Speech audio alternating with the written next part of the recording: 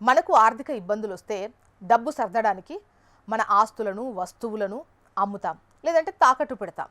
ముఖ్యంగా కార్ లాంటివి అయితే అమ్మేస్తాం. ఎంతో ఇష్టపడి కొనుక్కున్న కారు ఆర్థిక ఇబ్బందులతో వదులుకోవాల్సి వస్తే చాలా బాధగా ఉంటుంది. కానీ కారును అమ్మకుండానే దాన్ని ఉపయోగించి అప్పు తీసుకోవచ్చు. ఎస్, కారు అనేది కాలక్రమేణా విలువ తగ్గే ఆస్తి అయినప్పటికీ అత్యవసర టైంలో ఇది కూడా మనకు ఎంతగానో ఉపయోగపడుతుంది. దేశంలో అనేక బ్యాంకులు, నాన్ బ్యాంకింగ్ ఫైనాన్షియల్ కంపెనీలు కారును తాకట్లో ఉంచి అప్పిస్తున్నాయి. ఇది సెక్యూర్డ్ లోన్ కాబట్టి సాధారణ వ్యక్తిగత రుణాల కంటే త్వరగా వస్తుంది. మరి మన కారు అప్పుకు అర్హమేనా అంటే చూద్దాం. సాధారణంగా కారు వ్యక్తిగతంగా నమోదై ఉండాలి, అంటే మన పేరుపైనే ఉండాలి. దాని రుణం పూర్తిగా చెల్లించి ఉండాలి.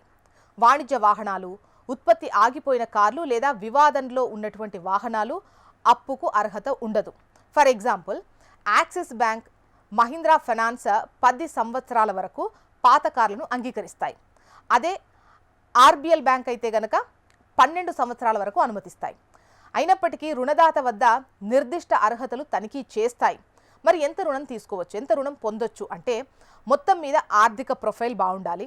కారు విలువపై ఆధారపడి ఉంటుంది. సాధారణంగా కారు వాల్యూలో 50% వరకు రుణం వచ్చే ఛాన్స్ ఉంటుంది. మరి వడ్డీ విషయానికి వస్తే వడ్డీ రేట్లు అనేవి మారుతూ ఉంటాయి బ్యాంకుకు.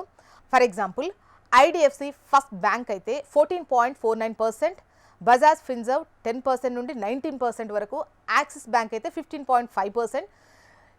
అదే గనక హెచ్డిఎఫ్సి బ్యాంక్ వారి వ్యక్తిగత రుణాల కంటే 2% తక్కువ వడ్డీ రేటుతో కారు రుణాలు అందిస్తోందట. అదనంగా ప్రాసెసింగ్ ఫీజు రుణ మొత్తంలో 1% నుంచి 2.95 ఉండే ఛాన్స్ ఉంటుంది. మీరు ఈఎంఐలను సకాలంలో చెల్లిస్తే కారును పూర్తిగా యూజ్ చేసుకోవచ్చు. కానీ ఈఎంఐలు చెల్లించడంలో జాప్యం జరిగితే రుణదాత మీ కారును స్వాధీనం చేసుకొని బకాయిలను వసూలు చేయడానికి దాన్ని అమ్మే ఛాన్స్ ఉంటుంది. ఇవి వ్యక్తిగత రుణాలు లేదా క్రెడిట్ కార్డ్ రుణాల కంటే తక్కువ వడ్డీ రేట్లతో లభిస్తాయి.